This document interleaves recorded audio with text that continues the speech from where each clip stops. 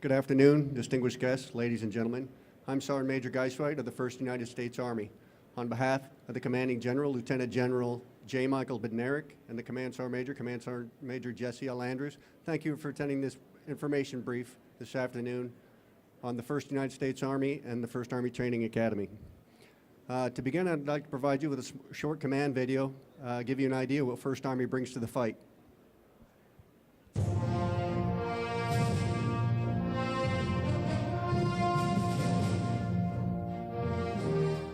I'm Lieutenant General Mick Bednarik, Commander, 1st Army. Our mission is to provide our combatant commanders with trained and ready reserve component forces. As Forces Command's executive agent for our Army, we train combat, functional, and multifunctional formations for worldwide deployment. As we look to our nation's future, 1st Army is postured to support our reserve component training to sustain their hard-earned edge. We are poised and ready to support any contingency operation around the globe and here at home. Sit back, watch, and learn. 1st Army, training for today's requirements and tomorrow's contingencies. First indeed, stay fit.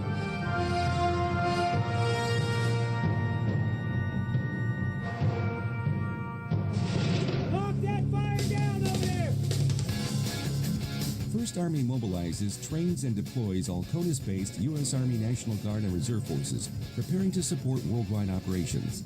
First Army is an integrated multi-component command comprised of a headquarters, 2 divisions, 16 brigades, and 103 battalions, with approximately 10,000 soldiers and Department of the Army civilians located throughout the United States. As Forces Command's executing agent for reserve component training support, First Army provides training across a broad set of mission requirements.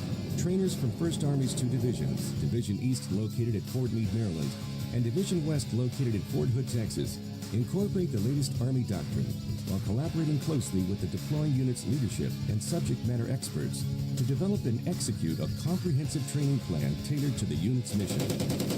Since 9/11, First Army has immobilized and deployed almost 800,000 soldiers supporting Operation New Dawn, Operation Enduring Freedom, Kosovo Forces, Guantanamo Bay, Multinational Force Observers, and the Horn of Africa. In 2012, First Army trained more than 54,000 soldiers, sailors, and airmen, with diverse missions ranging the entire spectrum from brigade combat teams to 2-person unit ministry teams. First Army's focused, adaptable training support approach ensures the accomplishment of emerging readiness and training requirements that include Reserve Component Security Force Assistance and Advisor Teams, Contingency Expeditionary Forces, and Regionally Aligned Forces missions. First Army's training support brigades are the linchpin that make the mobilization process work and are located at 5 mobilization force generation installations: Fort Bliss and Fort Hood, Texas, Joint Base McGuire-Dix Lakehurst, New Jersey, Camp Shelby Joint Forces Training Center, Mississippi, and Camp Atterbury Joint Maneuver Training Center, Indiana. The core of our training support comes from our cadre of trainer mentors. First Army trains and certifies its trainer mentors at the First Army Training Academy, located at Camp Shelby Joint Forces Training Center, Mississippi. Here, potential trainer mentors, most of whom are recently returned reserve component and active duty combat veterans, are trained on the latest doctrine, tactics, techniques, and procedures, theater training guidance, and principles of training. I'm First Army Command Sergeant Major Jesse Andrews. First Army's primary mission is to train the reserve component formation and sustain their readiness posture. Our outstanding training mentors are comprised of some of the best NCOs the Army has to offer and are the backbone of First Army's critical training mission. First Army takes pride in providing the finest trainers and training environment for our reserve component formation, deployed in support of worldwide combatant commanding requirements. We owe our nation's soldiers our best efforts, and First Army delivers for our Army and the nation. First indeed, forward. Our primary training audience, the Army Reserve and Army National Guard, is an experienced, motivated, and dedicated operational force. First Army is fully supportive of our reserve component soldiers and the sacrifices they and their families make while serving our country. Here since 1918, providing combat-ready forces to fight in the name of national security and freedom. Trained and ready, indeed.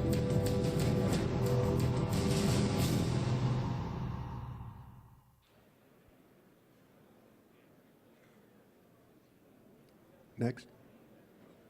Next. This is the agenda I'll follow. Next. The active component training of reserve component forces, the Army Reserve and the National Guard, is mandated by law. As FORSCOM's executing agency, 1st Army accomplishes this mandate by training our advising, assisting, and training the deploying expeditionary forces, the contingency expeditionary forces, joint services teams, and by executing the requirements-based demobilization process within the force generation cycle. Next. One of the key components to ensure the standardized training of the reserve components is the 1st Army's Training Academy.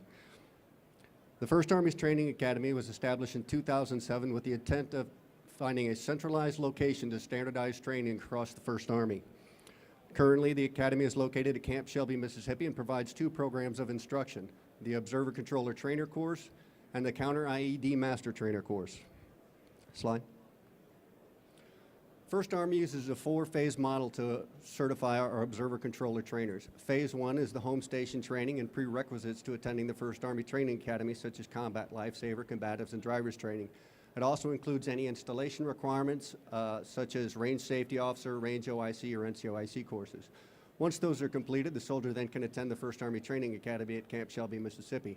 This is a 10-day program, involves classroom training on things such as after-action reviews, troop leading procedures, composite risk management, in addition to field training exercises where they learn to set up, execute, and evaluate the 4 lanes. Next slide. Phase 3 is back at home station. This is the certification by the brigade command team. It can happen in one of a couple ways. The first is the new OC can right seat ride, left seat ride with a senior OC during a post-mobilization training at the training center. The other way is they can either attend and be an augmentee at either the National Training Center or the Joint Readiness Training Center. Next slide. The 4th phase is a sustainment phase. This is the annual certification program run by the Brigade Master Trainers, and it is also the soldier's responsibility for his MOS qualification and his professional development. Next slide. The OCT course concept is a 10-day POI. The first 3 days are the classroom training. The first day, you learn the trainer mentor's duties and responsibilities, composite risk management, and certain equipment to include the under-vehicle explosive device, which I'll talk more in depth. The second day is a round-robin task on counter IED training. Day 3 is the classroom portion instruction for the practical exercise lanes and after-action reviews. Following the classroom training, the students move into the field where they execute, set up, execute, and evaluate each other on the 4 lanes, which are the combat mounted patrol, urban ops, entry control points, and traffic control points. Next slide. The Counter ID Trainer course, this was established in 2009. It's an intensive 15-day program to certify a student to be the Counter ID Master Trainer for the brigade. Throughout the course, the students will learn biometrics, robotics, electronic warfare at the brigade and division level, and resources that are available. Next slide. During the biometrics phase, the students are instructed on the BATS hide system, which is a recognition system for fingerprints and retina, and how to employ it into the training exercise. Next slide. During the counter radio-controlled electronic warfare class, students are taught on the availability of the training aids, devices, simulators, and simulations that they can use to incorporate into the training to simulate counter radio IED. Next slide. During robotics, students are on a 3-day course of learning the FastTech and the Talon robotic systems. They employ them both at day and night. Night is primarily a familiarization under limited visibility. The day course, they'll set up training lanes on each of the robots to test their fellow students so they know how to incorporate and evaluate these systems. Next slide. Here students are, did we lose it? Oh. Yeah. Keep going. Next. Yeah, here we go. Here students are introduced to tactics, techniques, and procedures and recommendations on how to employ this and what training aids are available to employ into the lanes. Next. During the homemade explosive course, students are taught the precursors to a homemade explosive laboratory and how to set one up. In addition, they are also given instruction on a first defender, which is equipment which is used to detect the precursors to a homemade explosive lab. Next slide. Okay. During the search phase of the training, students are taught how to set up telltale signs in an area, in a building, in a vehicle to provide the training soldier the ability to learn to how to search these areas appropriately. Next. The Fox or under vehicle explosive device is a pyrotechnic device used to simulate an explosion beneath a vehicle. The students are taught extensively on how to use this equipment and employ it safely as it is a pyrotechnic, and to put it in the training environment where soldiers will get the benefit as opposed to anything untoward happening. Next slide.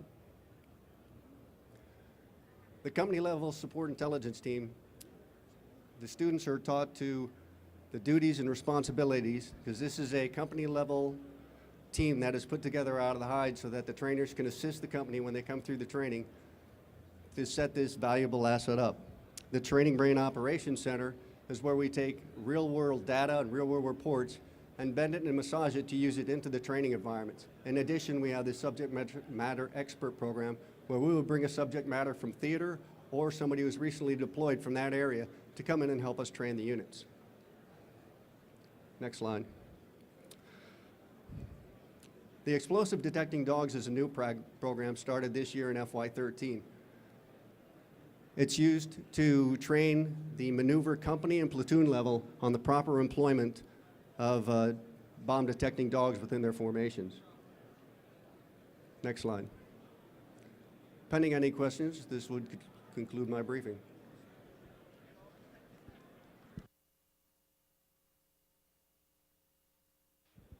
Are there, Thank you. Are there any questions?